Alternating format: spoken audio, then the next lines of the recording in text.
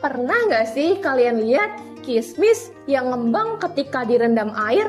Atau bingung kenapa minum air laut malah bikin dehidrasi? Sebenarnya itu kenapa ya? Nah, itu semua berkaitan dengan salah satu konsep termodinamika, yaitu tekanan osmotik. Nah, yuk kita bahas lebih lanjut, dijamin fun dan seru banget, dan pastinya banyak ilmu yang bermanfaat. Nah, kisah dua dunia dimulai. Ada dunia air murni dan juga ada dunia air gula. Bayangin, dalam suatu wadah terdapat air murni dan air gula. Tapi mereka dipisahkan oleh membran yang namanya membran semi-permeable. Air itu sok peduli, jadi kalau dia lihat larutan yang lebih pekat, dia akan bergerak.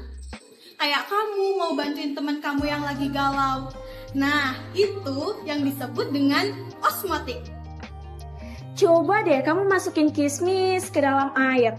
Kok tiba-tiba dia ngembang ya? Apa dia habis makan nasi pergaulan? Karena air di luar kismis masuk ke dalam melalui proses osmosis. Di dalam kismis, konsentrasi zat terlarut seperti gula lebih tinggi, sehingga air yang di luar kismis tertarik untuk masuk ke dalam buat nyamain konsentrasinya. Emang ya, air itu suka ikut-ikutan. Lihat larutan yang lebih pekat, nyelonong buat masuk. Kenapa ya kalau kita minum air laut, tubuh kita jadi lemes? Padahal kan sama-sama air. Iya sih air, tapi kan asin. Nah, itu karena konsentrasi garam dalam air laut jauh lebih tinggi.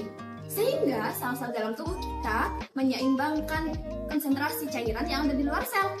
Makanya kamu dehidrasi. Coba deh bayangin, kalau air dalam tubuh kamu itu lebih milih kabur karena nggak nyaman sama lingkungannya. Nah, air itu akan mengalir ke sisi yang lebih pekat untuk menyeimbangkan konsentrasinya. Aliran tersebut akan menciptakan gaya atau tekanan. Nah, kamu masih ingat nggak analogi di awal? Kalau ada suatu wadah yang di sisi satunya isinya itu air murni dan di sisi satunya lagi itu isinya air gula yang pekat.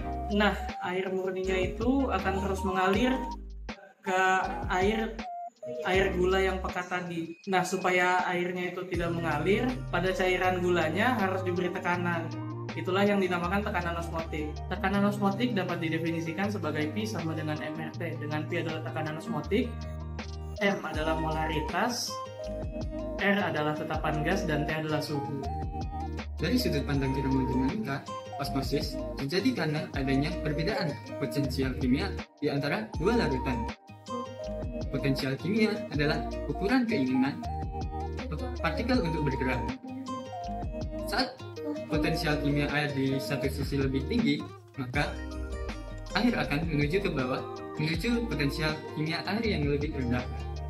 Sistem bergerak menuju keadaan energi minimum atau equilibrium termodinamika. Ada rumus fisika doang, tapi osmosis juga mengajarkan kita bahwa alam semesta ini selalu mencari yang namanya keseimbangan. Itu dimulai dari fenomena kismis tadi, terus habis itu air laut yang bikin kita jadi dehidrasi. Semoga dari video yang udah kita buat ini, semoga dari materi yang udah kalian pelajari dari video ini, itu bisa bikin kalian paham kalau yang kita pelajari itu nggak cuma rumus doang ya, tapi itu ada juga penerapannya di semesta ini, di sekitaran kita.